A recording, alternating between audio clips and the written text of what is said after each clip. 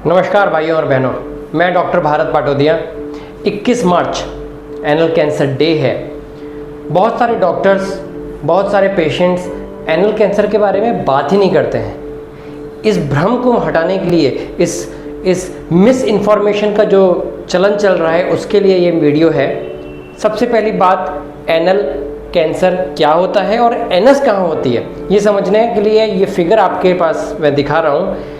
Anus basically जो हमारा stool निकलता है, जिस रास्ते से निकलता है उसको कंट्रोल किया जाता है। अगर आप खुद भी अपने हिप्स टाइट करेंगे तो एनस को टाइट किया जा सकता है। उस गुदा, हिंदी में गुदा बोलते हैं, उसको एनस बोलता है। एनस आपके कंट्रोल में होता है, आप उसको टाइट कर सकते हो। जबकि एनस के जस्ट अंदर रेक्टम होता है। रेक्टम आप कंट्रोल नहीं कर सकते हो। रेक्टम का फंक्शन होता है स्टूल्स को इकट्ठा करना। जब एक एडिक्वेट अमाउंट में स्टूल इकट्ठा हो जाते हैं तो रेक्टम कॉन्ट्रैक्ट होती है और एनस रिलैक्स होती है। एनस रिलैक्स होती है तो स्टूल बाहर आ जाता है।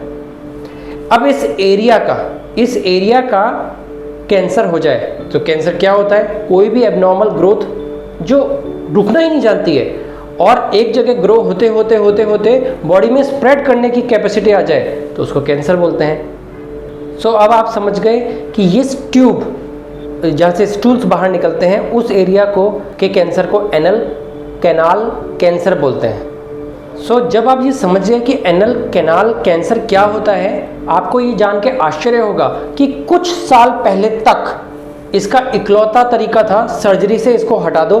अब जब आप स्टूल को कंट्रोल करने का पार्ट बॉडी से निकाल देते हैं तो बेसिकली आपको स्टूल कहीं और से निकालना पड़ता है। इसको हम कोलोस्टोमी बोलते थे, या डिपेंडिंग ऑन कहाँ से कर रहे हैं, कोलोस्टोमी, इलियोस्टोमी वगैरह वगैरह। बट अच्छी बात यह है कि आज कॉम्बिनेशन कीमोथेरेपी, रेडिएशन दोनों को लगा के मेजॉरिटी ऑफ एनल कैंसर्स को हम ठीक भी कर सकते हैं। और जो पुरानी सर्जरी होती थी जहाँ पूरा एनस निकालना पड़ जाता था, हो सकता है आज नहीं करें। अब सबसे पहली बात करें, एनल कैंसर प्रेजेंट कैसे होता है, जिसको आप लोगों को नेग्लेक्ट नहीं करना चाहिए। So most common anal cancer present होता है ब्लीडिंग, और इसमें मोस्ट कॉमनली पेशेंट कंफ्यूज होता है कि भाई मुझे तो पाइल्स हो गया है, मेरे को कल कॉन्स्टिपेशन था, थोड़ा सा खून आ गया होगा, मैंने कल मिर्ची ज़्यादा खा ली, अचार ज़्यादा खा लिया, गर्मी ज़्यादा हो गई है, वगैरह वगैरह के तरीके से लोग नेग्लेक्ट करते हैं डॉक्टर के पास जाना है। सो स्टूल के अंदर ब्लड आने को बिल्कुल भी नेग्लेक्ट मत करिए। स्टूल के अंदर ब्लड आए, पाइल्स हो सकते हैं, लेकिन एनल कैंसर जैसी चीज़ भी हो सकती है जो अर्ली स्टेज में क्योरेबल है। Don't neglect, visit doctor. और किस तरीके से पेशेंट प्रेजेंट करता है? बेसिकली कोई मास जिसके अंदर पेशेंट को कुछ लंप जैसा फील होता है, इसको फिर लोग नेग्लेक्ट करते हैं। क्या सोचते हैं कि भाई कोई स्वेलिंग आ गई है, कोई इन्फेक्शन हो गया है, ठीक हो जाएगा, डॉक्टर के पास नहीं जाते। वही चीज़ छोटी सी गांठ थी, हम उसको कीमोथेरेपी, रेडिएशन से पूरा जला सकते थे, बट वो इतना एडवांस स्टेज में पेशेंट हमारे पास आता है कि हमको ज़्यादा कुछ ठीक नहीं कर पाते।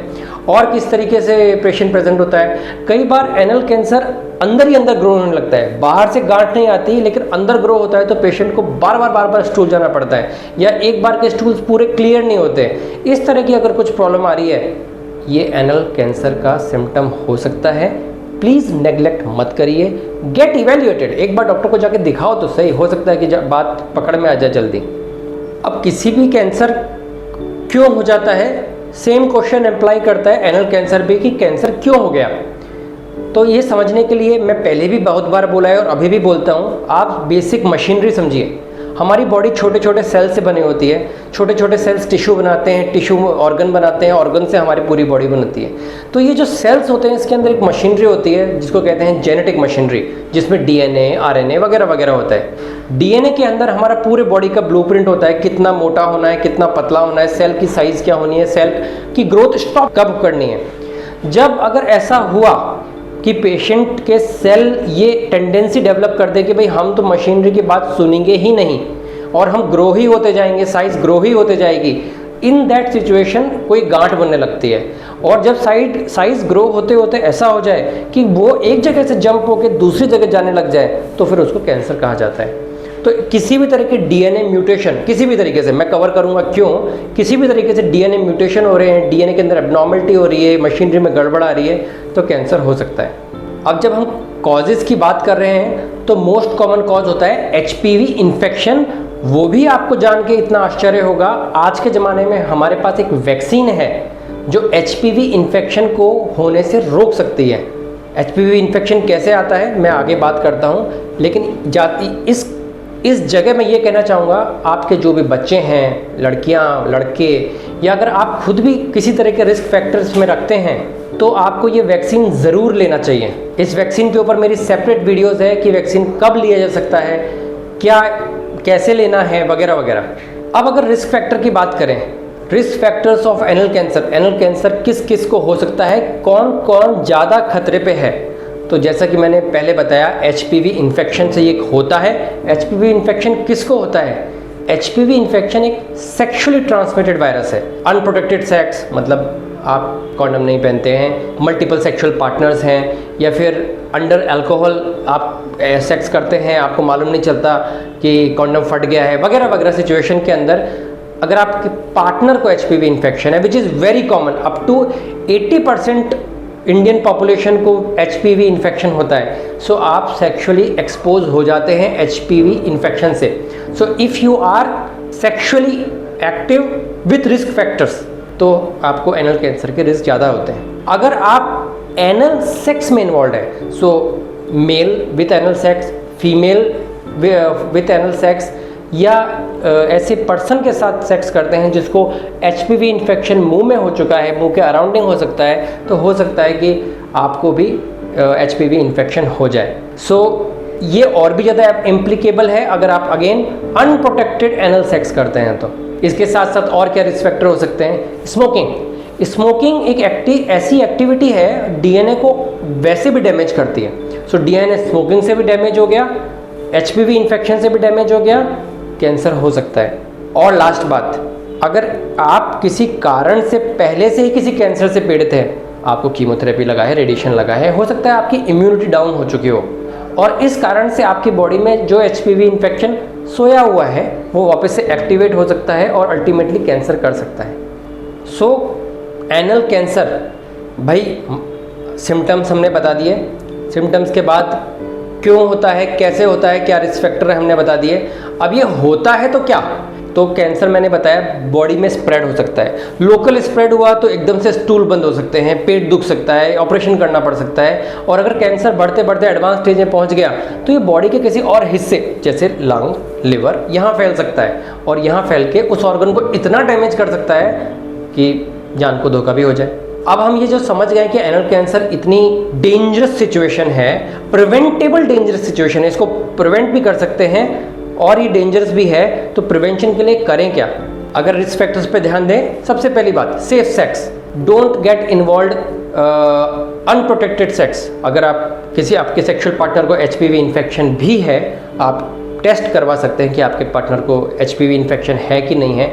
आप खुद HPV वैक्सीन ले सकते हैं जो प्रोटेक्शन होता है। अभी HPV वैक्सीन बेसिकली मसल में देते हैं, 3 डोजेज देनी पड़ती है। 3 डोजेज देने से ऑलमोस्ट नियर 100% प्रोटेक्शन हो सकता है HPV इन्फेक्शन से। और जैसा कि मैंने कहा, सिगरेट पीते हैं तो आपके DNA को और डैमेज होता है। तो ये 3 चीज़ें आप अपनी लाइफ में अडॉप्ट करिए, वैक्सीन, सेफ सेक्स और अवॉइड स्मोकिंग।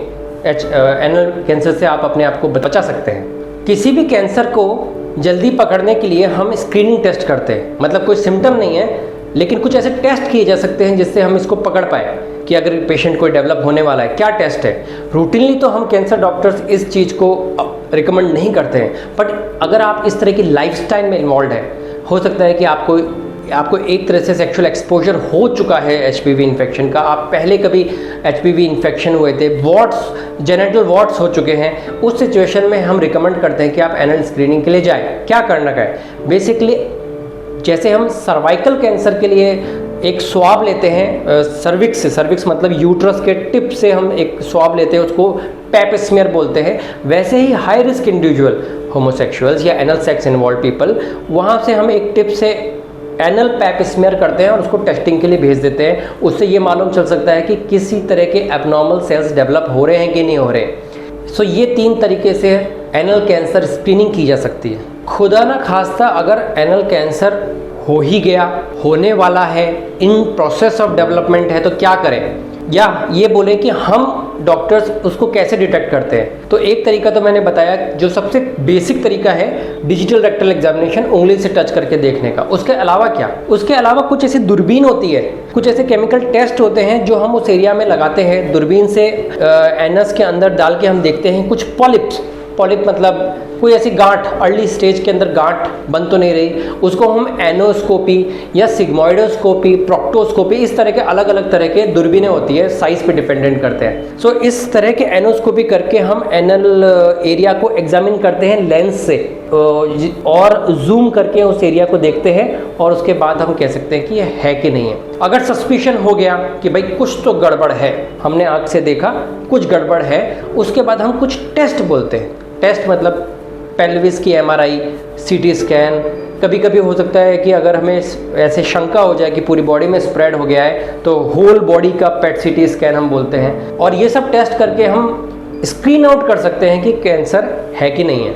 अब जब यहाँ तक पहुँच गए, कैंसर होने की शंका भी है, मोस्ट लाइकली कैंसर भी है, PET CT में पॉजिटिव भी आ गया, अब क्या, व्हाट इज़ नेक्स्ट। तो इस सिचुएशन में हम उस जहाँ से हम गांठ दिख रही है, हम छोटी सी एक सुई डालते हैं, निकालते हैं, उसको हम बोलते हैं बायोप्सी।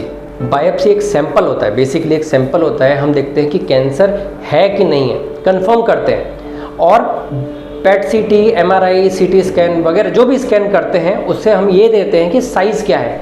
डिपेंडिंग साइज़, उसके आसपास के लिम्फ नोड पॉजिटिव है कि नहीं है, हम स्टेज डिटरमाइन करते हैं कि पेशेंट स्टेज 1 में है, 2 में है, 3 में है, या पूरी बॉडी में कैंसर स्प्रेड हो गया, स्टेज 4 पहुंच चुका है। अब बायोप्सी भी हो गई, कंफर्म भी हो गया, और चलो कोई सी भी स्टेज में मालूम चला, अब क्या, ट्रीटमेंट क्या। तो आपको जान के हैरानी होगी कि anal cancer majority of patients में ट्रीट किया जा सकता है और क्योर भी किया जा सकता है।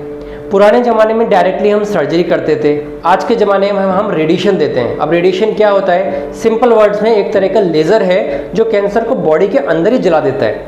कीमोथेरेपी क्या होता है, इंजेक्शन से कुछ एक तरह के केमिकल दिए जाते हैं जो बॉडी में जाते हैं और कैंसर सेल्स को डिस्ट्रॉय करते हैं। सो डिपेंडिंग ऑन स्टेज क्या है, उसके बेसिस पे ओनली रेडिएशन दिया जा सकता है अगर बहुत छोटी जगह हो तो। ओनली कीमो तो हम नहीं देते, कीमो और रेडिएशन कंबाइन करके देते हैं। अब किस तरीके से कंबाइन किया जाता है वो एक बहुत अलग टॉपिक ऑफ डिस्कशन है।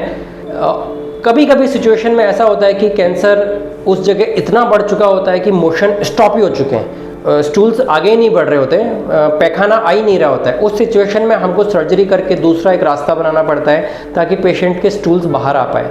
वो रेयर है लेकिन पॉसिबल है। बहुत सारी सिचुएशन में ऐसा भी होता है कि कीमो रेडिएशन वगैरह करने के बाद जब कैंसर छोटा हो जाए तो ये जो साइड में हमने होल बनाया है जिसको हम कोलोस्टोमी वगैरह बोलते हैं, उसको वापस बंद किया जा सकता है, वापस नेचुरल तरीके से ला सकते हैं। जो बहुत अर्ली स्टेज में अगर कैंसर पकड़ में आ जाए तो छोटी सर्जरी, वो जो दूरबीन से हमने देखा था कि अंदर गड़बड़ है, उसी दूरबीन से उस चीज़ को हम बाहर लेके भी निकाल सकते हैं। इसके लिए ये ज़रूरी है कि कैंसर को जल्दी पकड़ा जाए, ना कि स्टेज 3 वगैरह में।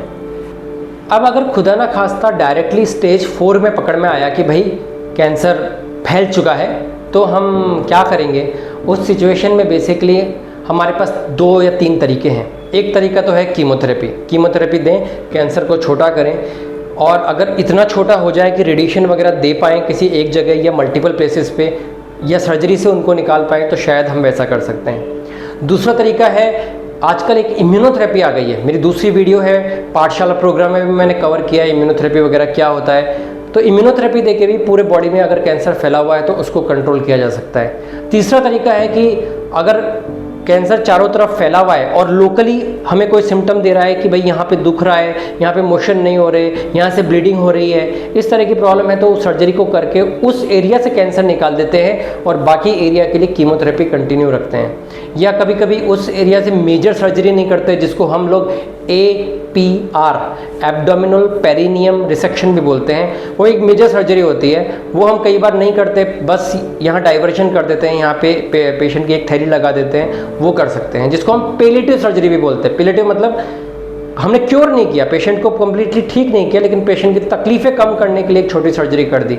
सो इस तरह के 3 ऑप्शंस कर सकते हैं। मेटास्टेटिक मतलब स्टेज 4 के अंदर बॉडी के अंदर पूरा फैल गया है, तो हम यूजुअली सर्जरी या मेजर रेडिएशन वगैरह हम नहीं देते हैं। कीमोथेरेपी, इम्यूनोथेरेपी इसी चीज़ों से कंट्रोल करते हैं। जाते जाते इम्यूनोथेरेपी के बारे में जस्ट 2 शब्द और बोलूँगा।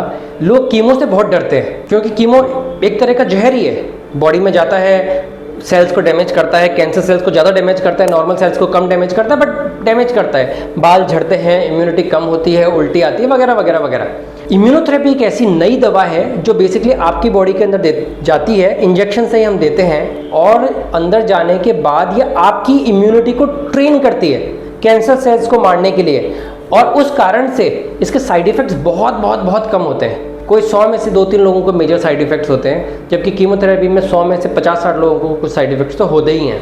Immunotherapy is something paradigm changing, जहां हम ट्रीटमेंट में से बहुत ज़्यादा एक्सपेक्ट किया जा सकता है। सो आशा है इस वीडियो से आपके जो भ्रम हैं एनल कैंसर के बारे में वो टूटे होंगे, मैंने कुछ फ़ायदा किया होगा आप लोगों का। अगर आप जानते हैं किसी और पेशेंट को जो एनल कैंसर के ट्रीटमेंट ले रहा है, या उसको ऐसी कुछ प्रॉब्लम है, या कोई ऐसा पेशेंट जिसको ब्लीडिंग हो रही है और वो उस चीज़ को नेग्लेक्ट कर रहा है कई महीनों से, प्लीज़ उनके साथ शेयर करिए। हो सकता है कि वो एनल कैंसर जल्दी पकड़ में आ जाए। इसी के साथ शुक्रिया, नमस्ते, शबा खैर।